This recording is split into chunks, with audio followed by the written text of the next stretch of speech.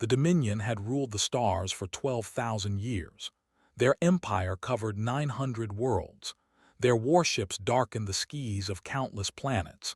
No species had ever stood against them and survived.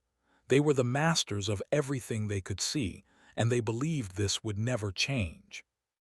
Then the humans arrived. Was not a soldier, he was not a hero.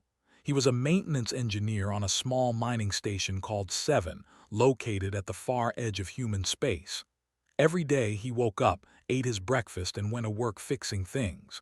Broken air systems, leaking pipes, faulty electrical panels. It was simple work and was good at it. The station held 2,400 people. Miners, engineers, doctors, teachers, families. They had built a small community in the cold darkness of space, had friends here. He had a woman he loved, a fellow engineer named Sarah who laughed at his bad jokes and shared his dreams of someday seeing Earth's blue skies. Life was quiet, life was good. Then the fleet came. Was inside a ventilation shaft when the first explosions shook the station. He was fixing a broken fan, his hands covered in grease, a flashlight held between his teeth. The whole station trembled. The lights flickered and died. Emergency red lighting filled the narrow metal tunnel around him. He heard screaming through the walls. Crawled through the shaft until he found a security panel. He connected his maintenance tablet and accessed the station's cameras. What he saw made his blood turn to ice. Soldiers were everywhere. They wore black armor and carried weapons that glowed with blue energy. They moved through the corridors in perfect formation, and they were killing everyone they found. Men, women, children. It did not matter to them. They shot anyone who moved. Watched as his friends died on the small screen. He watched as they dragged people from their rooms and executed them in the hallways. He searched the camera feeds desperately, looking for Sarah. He found her in the medical bay. She was helping wounded people, trying to save them. An officer walked up behind her. She never saw him raise his weapon. Watched the woman he loved die. Something broke inside him in that moment. The man who had been the quiet engineer who fixed things and dreamed of blue skis, that man died with Sarah. Something else took his place. Something cold. Something that would not stop until everyone on this station was dead. For 3 days, lived in the walls of Seven. He moved through ventilation shafts and maintenance tunnels that no one else knew existed. He survived on emergency food packets and recycled water. He slept for only a few hours at a time, always listening, always watching. The thought the station was empty now. They had killed everyone they could find. 200 soldiers remained behind to strip the station of valuable resources before destroying it. They walked the corridors like they owned them. They laughed and joked about the humans they had killed. They did not know that was watching. On the 4th day began his work. He started with the power systems. He knew every wire, every circuit, every backup generator on the station. He had maintained them for 5 years. Now he used that knowledge to create darkness. Lights failed in random sections. Doors locked and unlocked without warning. The heating systems malfunctioned, making some areas freezing cold and others burning hot. They sent teams to fix the problems. Those teams never came back. Had turned the station into a maze of death. He used maintenance tools as weapons. He welded doors shut, trapping soldiers in rooms where he had already disabled the life support. He rigged pressure systems to explode. He created false signals that led search parties into areas filled with toxic gas. He never fought them directly. He was one man with a wrench and a welding torch. They were 200 trained soldiers with advanced weapons, but did not need to fight them. He just needed to be patient. They began to panic. They reported strange sounds in the walls.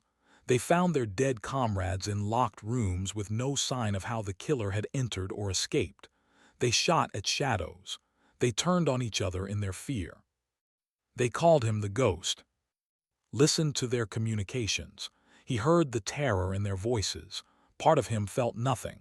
Part of him felt satisfaction. These creatures had killed everyone he loved. They deserved to feel afraid. They deserved to die wondering what was hunting them in the dark. On the seventh day, only 20 remained alive. They had gathered in the main cargo bay, the largest open space on the station. They thought they would be safe in a group. They thought numbers would protect them. Watched them through the security cameras. They huddled together like frightened animals. Their weapons pointed at every shadow. Their officers screamed orders that no one followed. He felt no mercy. The cargo bay doors were controlled by a simple computer system. Had installed that system himself 3 years ago. He typed a command into his tablet. The outer doors opened. The void of space claimed them all. 3 managed to reach escape pods before the emergency systems sealed the breach. They launched into space, racing toward their fleet with warnings on their lips. They told their commanders about the ghost of station. They described a phantom that moved through walls, a demon that could not be killed, a human who had destroyed 200 soldiers without ever being seen.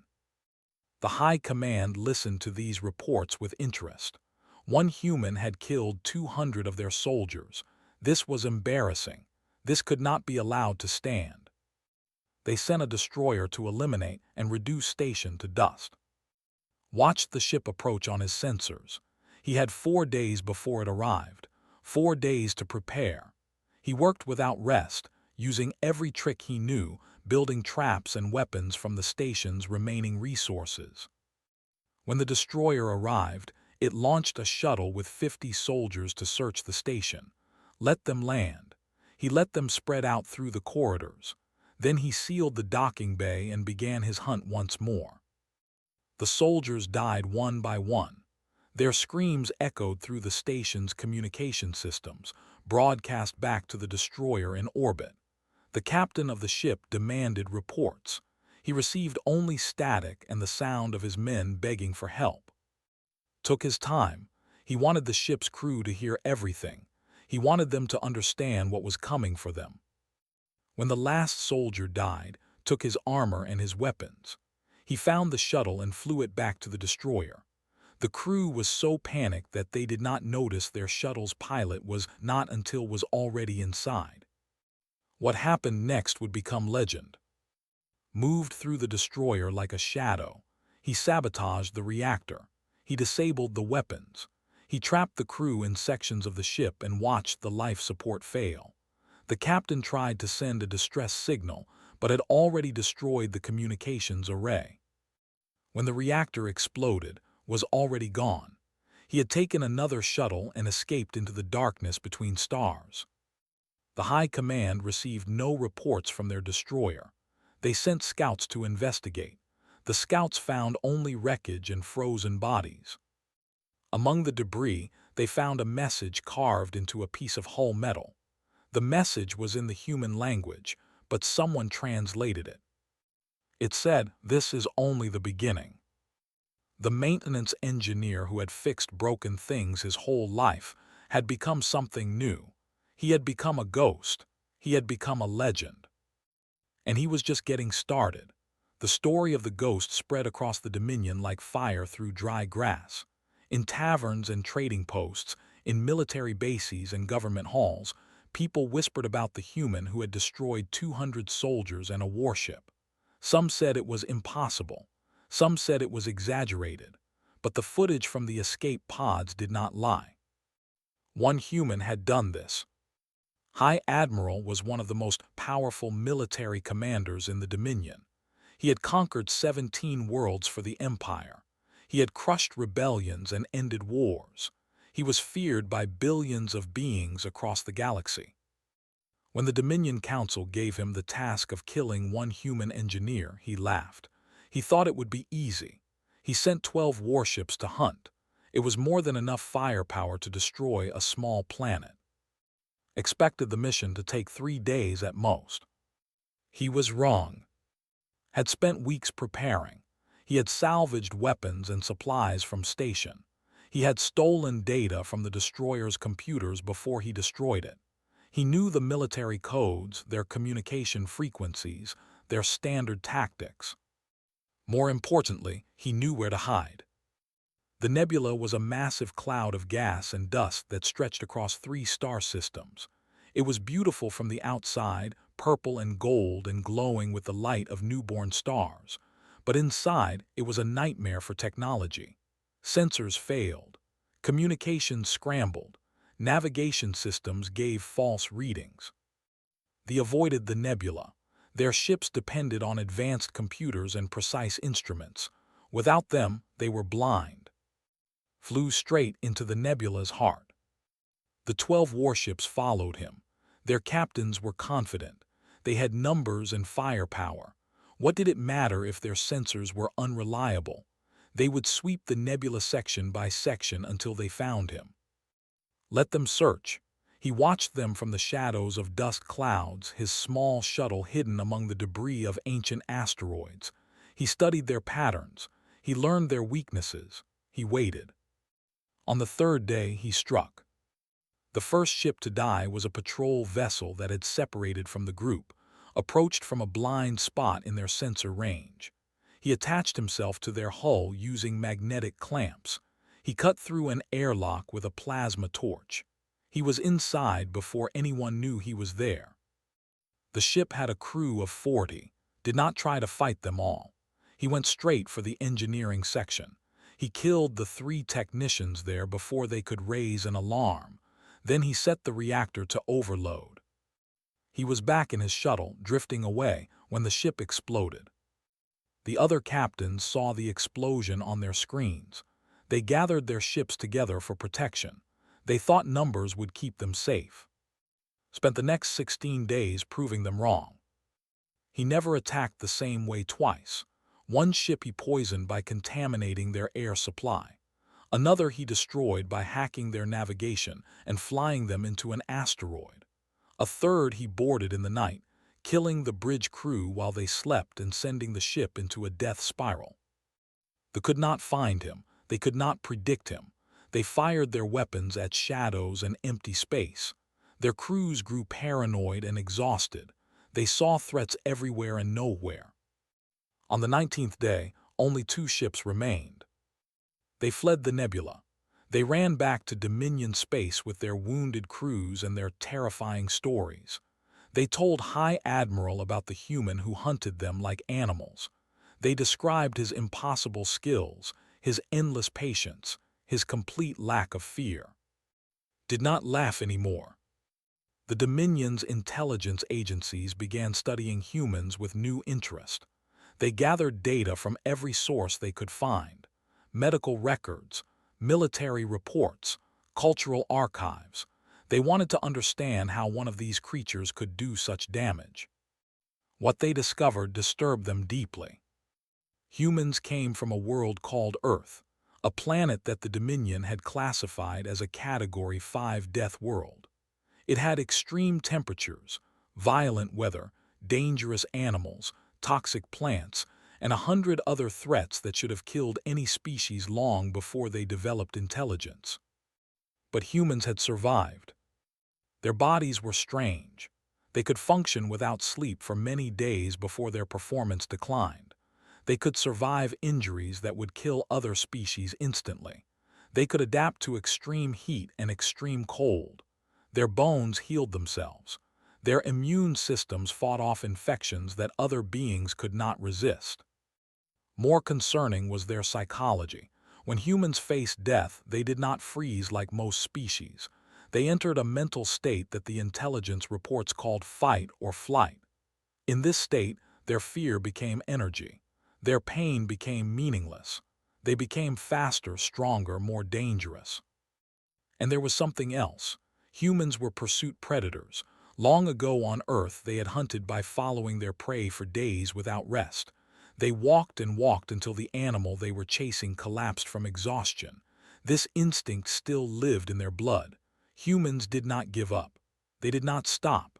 They kept coming, no matter how long it took.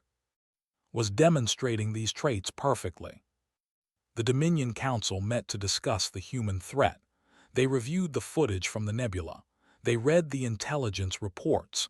They debated for hours. In the end, they made a decision. They declared the most dangerous individual in the galaxy. They set a bounty on his head worth more than the entire economy of some planets. They broadcast his face across every world they controlled. Saw the broadcast on a stolen communications device. He looked at his own face staring back at him from screens across the empire. He saw the enormous number beneath it, the price on his head. He felt nothing. Money meant nothing to him now. Fame meant nothing. He only cared about one thing. He wanted to make them pay. The Dominion thought they knew what was. They thought he was a terrorist, a rogue element, a problem to be solved. They did not understand that he was just the beginning. Across the galaxy, other species watched the Ghost's exploits. Species that had been conquered by the Dominion. Species that had been enslaved, oppressed, forgotten. They saw one man standing against the empire that had crushed them. They saw him winning. They began to hope. Did not know it yet, but his war was creating ripples that would change the galaxy forever. Every ship he destroyed, every soldier he killed, every time he escaped from an impossible situation, he proved that the Dominion was not invincible. High Admiral watched his reputation crumble. The great conqueror could not catch one human. His superiors grew impatient. His rivals mocked him. His own officers began to doubt him. He requested more ships. The council refused. They told him to solve the problem with what he had. They told him that sending more resources after one human would make the Dominion look weak. Swallowed his pride and sent smaller hunting parties. Elite soldiers in fast ships designed to track and kill. They searched the regions where had last been seen.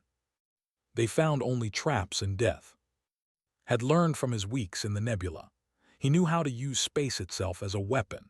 He led hunters into asteroid fields where their ships were crushed. He lured them near unstable stars where radiation fried their systems. He sent false signals that made them chase ghosts while he attacked their supply lines behind them. 6 months after Station had destroyed 37 vessels, the Empire had lost thousands of soldiers trying to kill him, and still he survived. Still he fought. Still he refused to stop. The galaxy watched in amazement. One human against an empire. And the human was winning. Never wanted to be a leader. He was an engineer. He fixed things. He worked with his hands and solved problems with his mind. The idea of commanding others, of being responsible for their lives, filled him with discomfort. But the galaxy had other plans. It started with small contacts. A message left at a dead drop location. A stranger who approached him at a trading post. A signal broadcast on a frequency only resistance fighters used. People were looking for him. People who hated the Dominion as much as he did. The first to find him were They were a warrior species. They stood 7 feet tall, with gray skin and 4 arms that could crush metal. For 5,000 years they had fought against the conquest. They had lost. Now they served as slave soldiers, forced to fight the Dominion's wars against their will. 3 warriors appeared at its hidden camp one night. They had escaped from a troop carrier and tracked him across 2 star systems. They knelt before him, their massive heads bowed. "We have seen what you do to our masters," their leader said. His name was Goran, and scars covered every inch of his body. "We wish to fight beside you. We wish to learn your ways." Looked at these giants who could break him in half with one hand. He thought about refusing. He worked alone. He trusted no one. But he remembered Sarah. He remembered the 2,400 people of Station. They had been killed because they were alone, because no one came to help them, because the Dominion believed they could murder humans without consequence. "Stand up," said. "I do not want followers, I want partners. We fight together or not at all." They became his first allies. More came after them. They were a peaceful species of scholars and scientists. The Dominion had conquered their 3 centuries ago and stripped it of all resources. Now they served as servants and technicians throughout the empire. They had no weapons and no warriors, but they had something more valuable. They had information. A named came to with data stored in her brilliant mind. She knew the locations of Dominion supply depots. She knew the patrol routes of military ships. She knew the codes used by intelligence agencies and the weaknesses in communication networks. "We cannot fight," told him. "Our bodies are too fragile. Our spirits reject violence. But we can help you fight. We can be your eyes and ears throughout the Empire." Accepted her offer. The network became his intelligence service. They were everywhere and nowhere, listening and watching, gathering secrets that the Dominion thought were safe. The came next. They were unlike any species had ever seen. Centuries ago, they had merged their bodies with machines to survive a plague that nearly destroyed their race. The Dominion called them abominations. They hunted the like animals. But the technology was incredible. Their ships were faster than anything the Dominion could build. Their weapons were smaller but more powerful. Their computers could break any code and hack any system. An engineer named Seven approached with an offer. "We will give you our technology," Seven said, speaking through a voice synthesizer built into his metal throat. "We will upgrade your ships and weapons. In return, you will help us find a new home where we can live without fear." Agreed. Within a year, what had begun as one man's revenge had become something much larger. His network stretched across dozens of star systems. He had warriors to fight beside him, spies to gather information, and engineers to build his weapons. Other species joined too. The reptilian merchants who smuggled supplies through Dominion checkpoints. The krill, tiny insect-like creatures who could infiltrate any facility. The Dorn, whose telepathic abilities could detect lies and read surface thoughts. They called themselves the Alliance of the Condemned.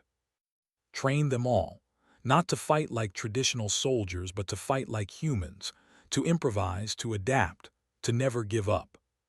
"The Dominion has ruled for 12,000 years, he told them during a gathering on a hidden moon. Representatives from a dozen species listened to his words. They believe they are invincible. They believe their power will last forever. That is their weakness." He pointed to a map of the galaxy displayed on a holographic screen. Red symbols marked Dominion military positions. There were thousands of them. "They are too confident," continued. "They do not expect resistance. They do not prepare for it. Every system they control assumes someone else will handle any problems. Strike quickly, disappear before they can respond, and move on to the next target.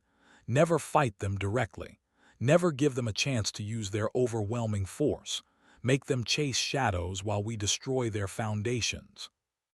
The Alliance listened. They learned. They began to act. Strike teams hit supply convoys, stealing weapons and food that the Dominion needed. Spies planted false information that led military fleets on empty chases across the galaxy. Key officials were assassinated. Important facilities suffered accidents that investigators could never explain. The Dominion's economy began to suffer. Trade routes became dangerous. Insurance costs for shipping increased. Worlds that had been peaceful for centuries now required military protection. The Empire was strong, but it was also brittle. It had never faced an enemy like this. High Admiral watched the chaos grow. Every day brought new reports of attacks, new losses, new embarrassments. The Council blamed him for failing to kill. His rivals circled like predators smelling blood. He studied the intelligence reports with growing frustration. The human was no longer acting alone. He had built something, an organization, a movement. Every time forces struck at one cell, 3 more appeared somewhere else. Requested an audience with the Dominion Council. He stood before the 12 ancient who ruled the Empire and spoke the words he had never imagined saying. "We cannot defeat this threat with conventional tactics," he admitted. "The human has created a network that spans our entire territory. He has recruited species we conquered long ago. He is not fighting a military war. He is fighting an idea war."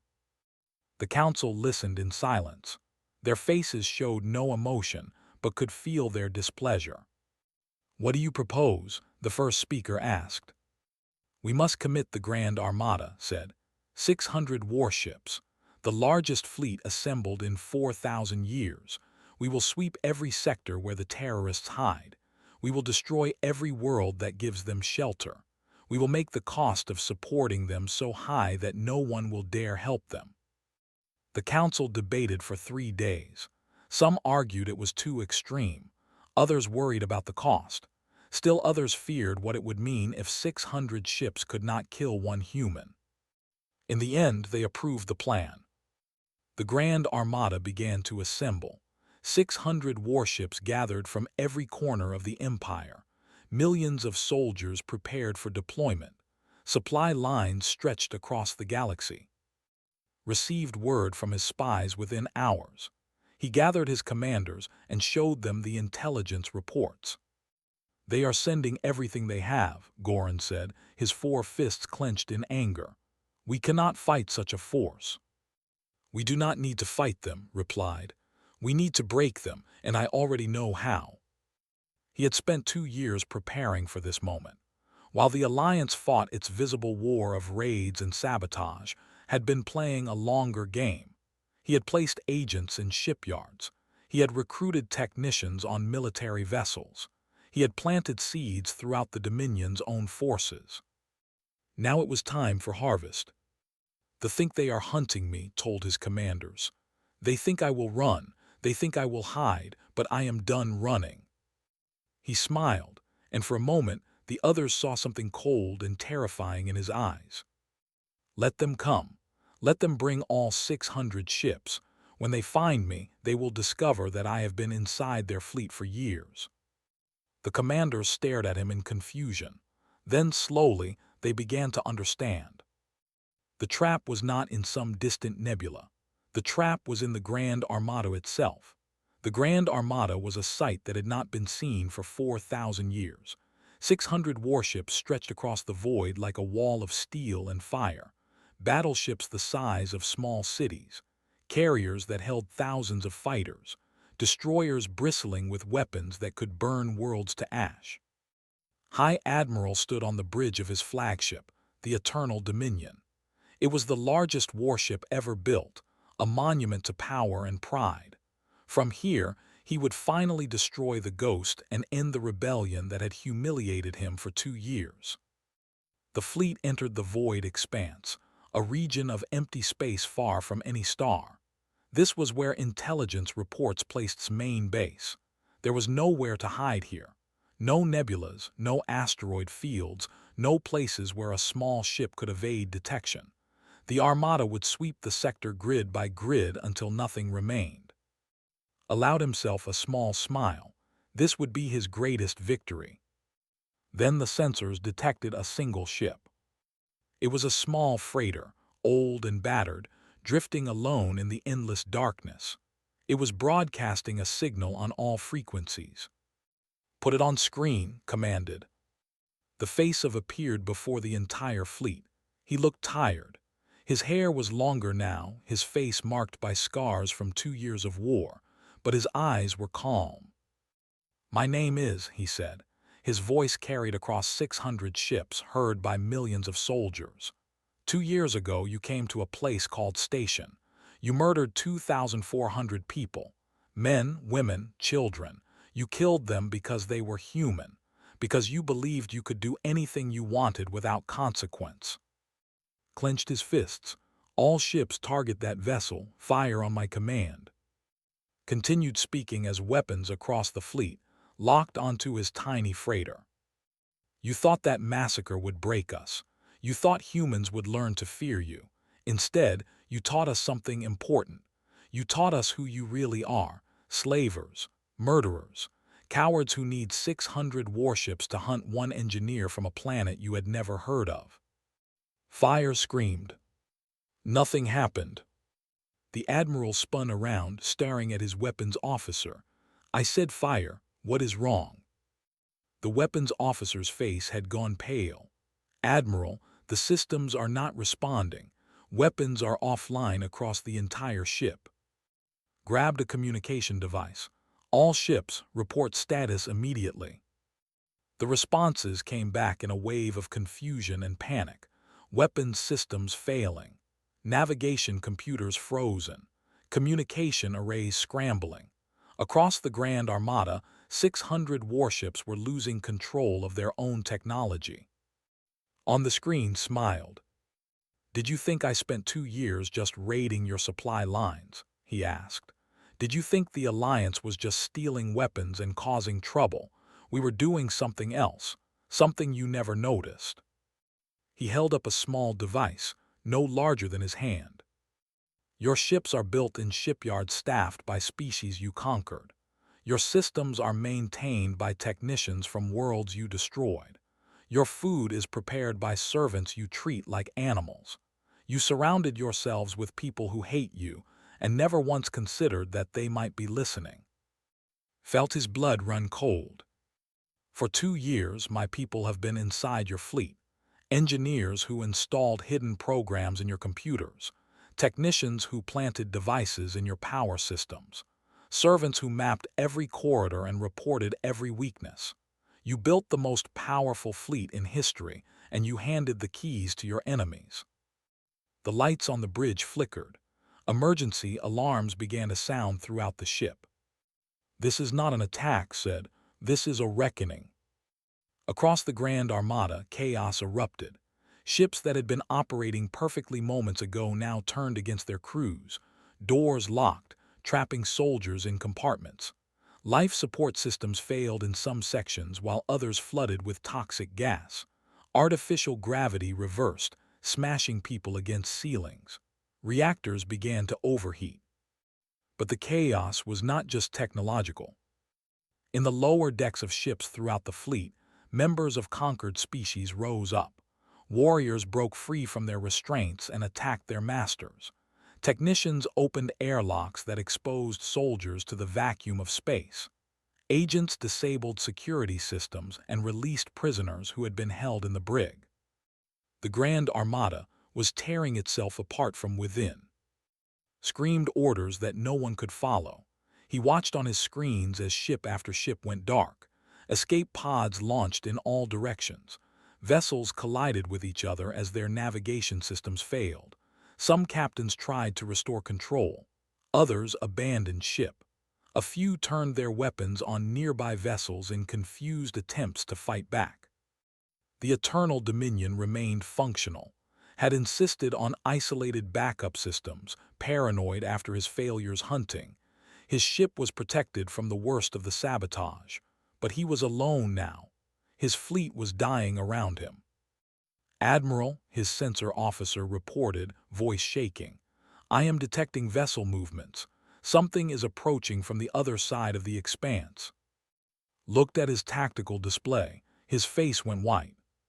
Ships were emerging from hiding spots throughout the region. Hundreds of them. They had been waiting here for days, silent and invisible, while the Grand Armada flew into the trap.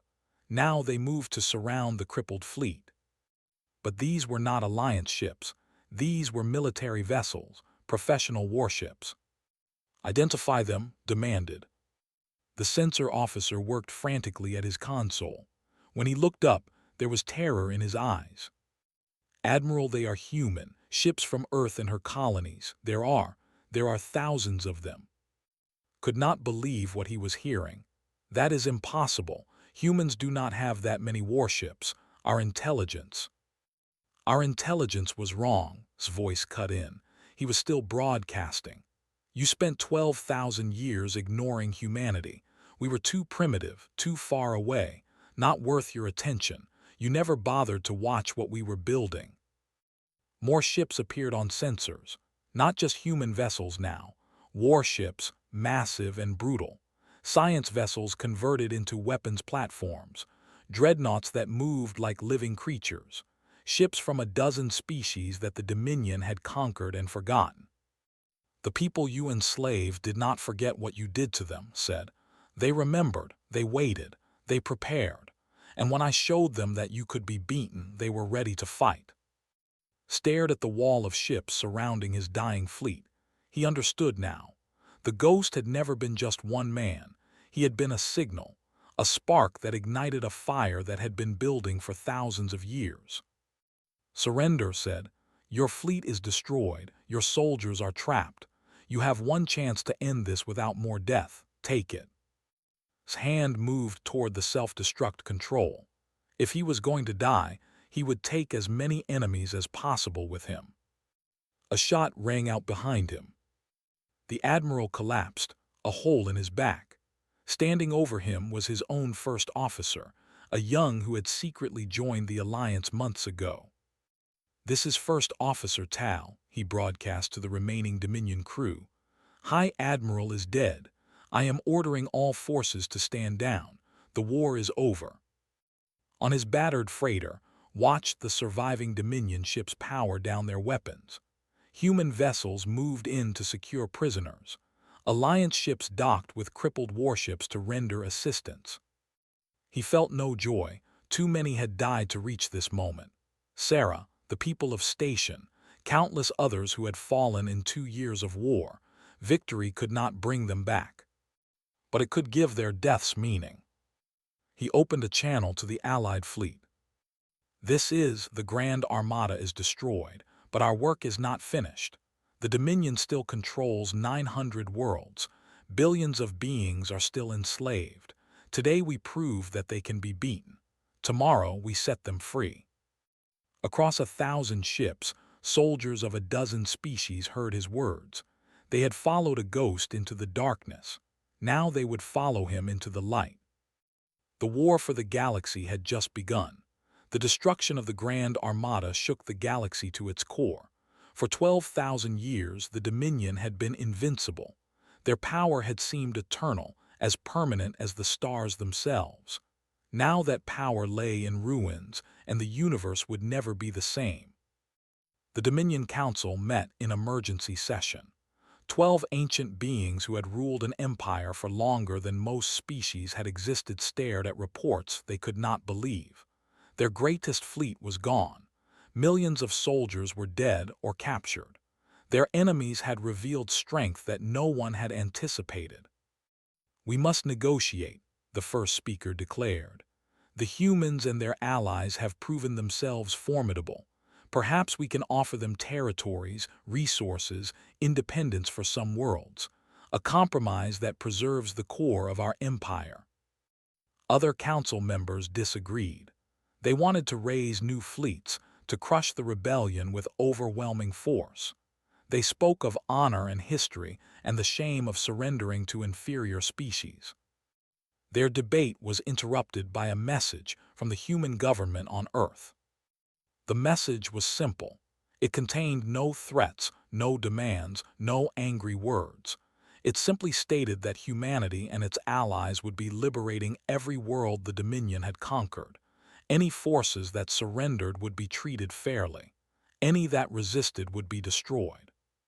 The Council had one chance to end the war peacefully. They could dismantle their empire and allow their conquered peoples to go free. If they refused, the Alliance would do it for them. The Council refused. The war that followed lasted 7 years. Did not fight in it. He had done his part. He had lit the spark that started the fire. He had proven that one person could stand against an empire and win. Now others would carry the torch. Human generals led fleets into Dominion territory. Warriors liberated worlds they had once been forced to conquer. Strategists planned campaigns that outmaneuvered defenses. Engineers built weapons that the Dominion could not match. The Alliance fought not for revenge, but for freedom. They did not destroy civilians or punish innocent for the crimes of their government. They offered peace to any world that surrendered. They helped rebuild places damaged by fighting. They showed the galaxy that their cause was just. Many joined them. Not all of the conquerors believed in conquest. Some had always questioned their empire's cruelty. Some simply saw that the future belonged to the Alliance. They defected in growing numbers, bringing knowledge and resources that helped end the war faster. By the 7th year, the Dominion had collapsed. The council that had ruled for 12,000 years was gone. Some members had fled to distant corners of the galaxy. Others had been captured and faced trial for their crimes. A few had died in the final battles. The Free Worlds Alliance emerged from the war as a new power. It was not an empire. It was a partnership between hundreds of species who had agreed to work together for mutual benefit. They did not conquer or enslave. They traded and cooperated. They respected differences and celebrated diversity. Humans played an important role in the new order, but they did not seek to dominate. They remembered what the Dominion had done with absolute power. They had no desire to become the same kind of monster. Watched these changes from far away. After the destruction of the Grand Armada, he had stepped back from leadership. He was not a general or a politician. He was an engineer. He wanted to build things, not command armies. He returned to the ruins of Station. The place where everything had begun was a tomb now. The bodies of his friends and colleagues had drifted away into space long ago, but the station itself remained, damaged but not destroyed. Walked through corridors where he had once worked, where he had once been happy. He found the spot where Sarah had died. He stood there for a long time, remembering her smile, her laugh, the way she had looked at him when he told his terrible jokes. "I wish you could see what we built," he whispered to the empty air. "You would be proud. You would be amazed. The galaxy is free because you believed in something worth fighting for." He spent months repairing the station. Other engineers came to help, humans and aliens who wanted to honor the place where the revolution had begun. They restored the systems had sabotaged to kill his enemies. They built memorials to the 2,400 people who had died here. When the work was done, Station became a museum, a place where future generations could learn about the war for freedom, a reminder of what ordinary people could accomplish when they refused to surrender. Did not stay there. He moved on, always moving, never quite able to settle in one place. The war had changed him.